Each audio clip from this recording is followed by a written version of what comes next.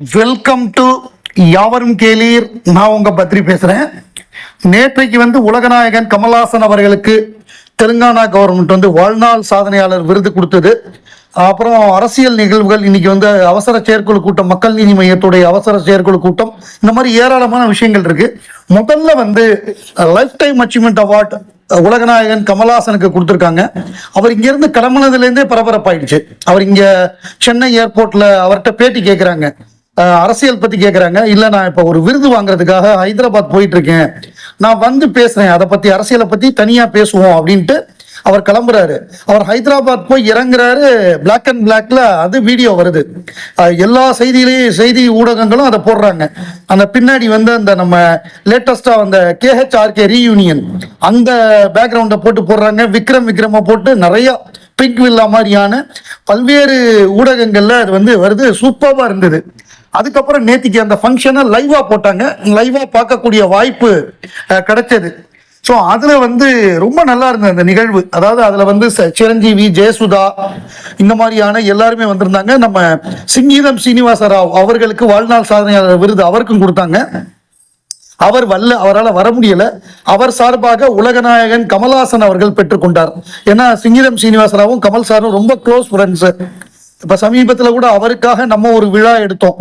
So அப்படிப்பட்ட மாபெரும் சாதனையாளர் அவருக்கு அவருடைய விருதை உலகநாயகன் கமல்ஹாசன் பெற்றுக்கொண்டார். கமல், சிரஞ்சீவி, தெலுங்கானா CM ரேவந்த் ரெட்டி, இவங்க எல்லாருமே ஒரு பக்கத்து உட்கார்ந்து இருந்தது கண்கொள்ளா காட்சியா இருந்தது.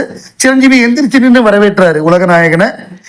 அப்புறம் சிரஞ்சீவியை பத்தி, கமலை பத்தி போடும் பொழுது அந்த AV அவர் நடித்த படங்கள் எல்லாத்தையும் சொல்லிட்டு, அவர் தெலுங்குல நடித்த படங்களை சொல்லிட்டு, அவரை சினிமா சயின்டிஸ்ட் அப்படின்னு சொன்னாங்க. தே கால் ஹிம் சினிமா சயின்டிஸ்ட். அது ரொம்ப சந்தோஷமா இருந்தது. இவர் SP முத்துராமன் சொல்லுவாரு கமலை சினிமா சயின்டிஸ்ட்னு. அதுக்கப்புறம் இவங்க சொல்லியிருக்காங்க. ஏன்னா அவர் பண்ண பரிச்சார்த்த முயற்சிகள் அவ்வளவு பண்ணியிருக்காருங்கிறதுனால, அவரோட எக்ஸ்பிரிமெண்ட்னால அவர் சினிமா சயின்டிஸ்ட்வாங்க. அந்த தெலுங்கானா பிலிம் அவார்ட்ஸை பொறுத்தவரையே உலகநாயகன் கமல்ஹாசன் அருமையான ஒரு ஸ்பீச் கொடுத்தாரு. அவர் கதரை பத்தி சொன்னார். கதர் எப்படிப்பட்ட ஒரு ரெவல்யூஷனரி பொயட்டு அப்படின்னு சொல்லி அவரை புகழ்ந்து பேசினாரு. அதுக்கப்புறம் சிரஞ்சீவியை பாராட்டினாரு. அதாவது சிரஞ்சீவி எனக்கு பாலிடிக்ஸ்ல சீனியர், நடிப்புல ஜூனியர் அப்படின்னு சொல்லி, சிரஞ்சீவி நானும் எப்படி கஷ்டப்பட்டு வந்தோம், 70களில் கதாநாயகனை நடிக்க பொழுது என்னென்னலாம் பிரச்சனையை ஃபேஸ் பண்ணோம், எதுவுமே ஈஸியா வரல, கடினமான உழைப்புக்கு அப்புறம் தான் வந்திருக்கோம் அப்படின்னு சொல்லி அதை அவரு பாராட்டினாரு. அதாவது கதருக்கு மில்லியன் ஃபேன்ஸ் இருக்காங்க, அதுல நானும் ஒருத்தர்னு கதரை பாராட்டினாரு. அப்புறம் சிரஞ்சீவியை பாராட்டினாரு, அவரை பிரதர் அப்படின்னு சொன்னாரு. அப்புறம் இன்னொரு விஷயம் அவர் சொன்னதான் ரொம்ப முக்கியமான விஷயம். இப்ப தனித்தனியா சினிமா நம்ம பிரிச்சு சொல்ல வேண்டிய தேவையில்லை. இது கோலிவுட், இது டோலிவுட், இது சாண்டல்வுட், இது மோலிவுட்னு. இப்ப இந்திய சினிமா ஒன்னாயிடுச்சு. அது இனிமே இந்தியன் சினிமாவா தான் அழைக்கப்படணும் அப்படின்னு ரொம்ப அழகா சொன்னாரு. அதுக்கு பெரிய அளவு கைத்தட்டு கிடைச்சது. ஏன்னா இப்ப பேன் இண்டியன் சினிமான்னு வந்துருச்சு. இந்த பேன் இண்டியன் சினிமா வர்றதுக்கு முன்னாடியே பேன் இண்டியன் சூப்பர் ஸ்டார் ஆயிருந்தவர் உலகநாயகன் கமல்ஹாசன் அவர்கள். ஸோ அந்த ஏற்கனவே அவர் he was living. இப்பதான் அது வந்திருக்கு. இப்ப நம்ம துரந்தர் படத்தை நம்ம பாக்குறோம் முதல் நாள். அப்ப அந்த அளவுக்கு இன்னைக்கு பேன் இண்டியன் படமாக அவங்க இங்க உள்ள சவுத் இந்தியன் படத்தை அவங்க பாக்குறாங்க. நார்த்ல அது KGF இருந்தாலும் பாக்குறாங்க, விக்ரமா இருந்தாலும் பாக்குறாங்க, அது என்ன படமா இருந்தாலும் அவங்க பாக்குறாங்க. புஷ்பா அந்த மாதிரி போயிட்டு இருக்கு. இப்ப சினிமாங்கிறது ஒரு சினிமாவா தான் இருக்கு. பேன் வேர்ல்டுன்னே சொல்லலாம் இப்ப. சோ இந்த அளவு ரொம்ப சிறப்பா இருந்தது. அதுல ரேவந்த் ரெட்டி உலகநாயகனை பாராட்டினாரு, சிரஞ்சீவி பாராட்டினாரு. ரொம்ப ஒரு அருமையான நிகழ்வு. அவருக்கு கொடுக்கப்பட்ட விருது பைடி ஜெயராஜ் அவார்டு. அவர் மிகப்பெரிய கலைஞர். அவரை பத்தி நான் ஏற்கனவே சொல்லியிருக்கேன். ஸோ இந்த விருது அவருக்கு வழங்கப்பட்டது ரொம்ப பொருத்தமானது.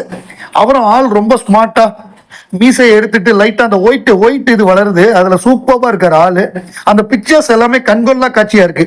பைடி Jayaraj film award Kamal Haasan for eminent film personality other than film artist for outstanding contribution to the growth of development of Indian cinema.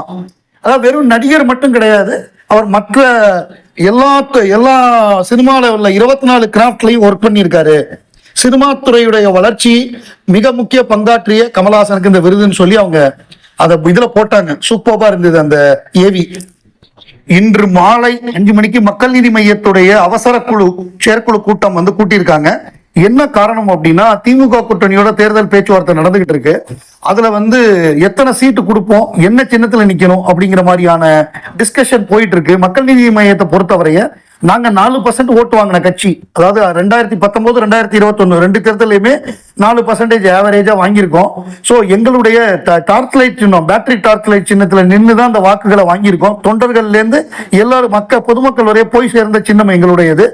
நாங்க எங்க சின்னத்துல தான் போட்டிடுவோம் அப்படின்னு சொல்லிட்டாங்க. அவங்க என்ன சொல்றாங்கன்னா 2 சீட்டு தான் தருவோம், அந்த 2 சீட்டும் உதயசூரியன்ல தான் நிக்கணும்னு நிர்பந்தப்படுத்துறாங்க. ஸோ திமுக கூட்டணியில ஏற்கனவே வைகோக்கு 4 சீட்டு கொடுத்தாங்க. அதுல 3 சீட்டு உதயசூரியன், 1 சீட்டு அவருடைய ஏதாவது சுயேட்சை சின்னத்துல அவர் நின்னுக்கலாம். ஏன்னா அவர் தனியா கட்சியை பதிவு பண்ணியிருக்காரு. அந்த பதிவை காப்பாத்துறதுக்காக எல்லாமே உதயசூரியன்ல நின்னா அப்புறம் நம்ம தனியா கட்சி நடத்துறதுக்கு தேவையே வராது, கட்சியை மெர்ஜ் பண்ணிடலாம். அதாவது என்ன வருது அப்படின்னா, இப்ப நான் ஒருத்தர் மக்கள் நீதி மையத்துல இருந்து ஒருத்தர் உதயசூரியன்ல நிக்கிறாருன்னா அவர் திமுக உறுப்பினர் ஆனா தான் நிக்க முடியும். அவங்க கொறடா என்ன சொல்றாங்களோ அதைத்தான் நம்ம கேட்கணும். நம்ம சுயமா எதுவும் பண்ண முடியாது. இப்ப ராஜ்யசபா உறுப்பினராக மக்கள் நீதி மையம் சார்பா தான் கமல் இருக்காரு. திமுக எம்பிகளுடைய ஓட்டோட ஜெயிச்சா கூட அவர் வந்து மக்கள் நீதி மையம், அவர் பார்ட்டி வந்து மக்கள் நீதி மையம் MNM ராஜ்யசபா எம்பியா தான் கமலஹாசன் ராஜ்யசபால செயல்படுறாரு. அவர் திமுக எம்பியா இல்ல. சோ அப்படி இருக்கும் பொழுது நம்மவர் கமலஹாசன் அவர்களை பொறுத்தவரை அவர் உதயசூரியனை ஒத்துக்க மாட்டாரு. அவர் வந்து இதுலதான் இது பண்ணுவாரு நான் எதிர்பார்க்கிறேன். நம்ம டார்ச் லைட் சின்னத்துல தான் நிப்பாருன்னு எதிர்பார்க்கிறேன். அவங்க வந்து 2 சீட்டு தான் கொடுப்போம், அந்த 2 சீட்டும் நீங்க இதுல உதயசூரியன்ல நிக்கணும் அப்படின்னு சொல்றது வந்து நம்மளால ஏற்றுக்கொள்ள முடியல.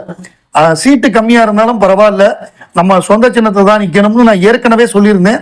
அதே கருத்தை தான் நான் இப்பயும் வெளிப்படுத்துறேன். நல்ல முடிவா எடுக்கட்டும். ஜனநாயகன் படத்தை வந்து இந்த ரிவைசிங் கமிட்டி பார்த்துட்டாங்க. பார்த்துட்டு இப்ப வந்து தேர்தல் கமிஷனுக்கு அனுப்பிச்சிருக்காங்க. என்னையா படத்தை தேர்தல் கமிஷனுக்கு அனுப்புறாங்க அப்படின்னு கேட்டீங்கன்னா, இது வந்து தேர்தல் நேரம். அதாவது தேர்தல் நேரத்துல அரசியல் சம்பந்தமான வசனங்களோ அந்த மாதிரியான காட்சிகளோ ஒரு படத்துல இருக்குன்னா அந்த படத்தை வெளியிடணுமா வேண்டாமான்னு முடிவு பண்ண வேண்டியது எலெக்ஷன் கமிஷன் ஆஃப் இந்தியா. ஏற்கனவே 2022 ஒரு நரேந்திர மோடியுடைய பயோபிக் எடுத்து அதை வந்து ரிலீஸ் பண்ணலாம்னு பார்க்கும்போது தேர்தல் கமிஷன் அந்த படத்தை தடை பண்ணிட்டாங்க. எலெக்ஷன் முடிஞ்சு ரிலீஸ் பண்ணணும்னு. எலெக்ஷன் முடிஞ்சு பிஜேபி திரும்ப ஜெயிச்சு வந்தாங்க. அதுக்கப்புறம் தான் அந்த படத்தை ரிலீஸ் பண்ண முடிஞ்சுது.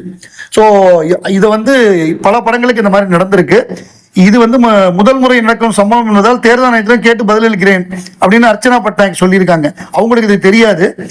பட் இதுக்கு முன்னாடி இந்த சம்பவம் நடந்திருக்கு. ஏன்னா தேர்தல் நடத்தை விதிமுறை வந்துருச்சுன்னா, கோட் ஆஃப் கண்டக்ட் வந்துருச்சுன்னா, அரசியல் சம்பந்தமா ஒருத்தருக்கு அட்வான்டேஜ் வர்ற மாதிரியாக நீங்க படத்தை எடுத்து பிரச்சாரம் பண்ண முடியாது.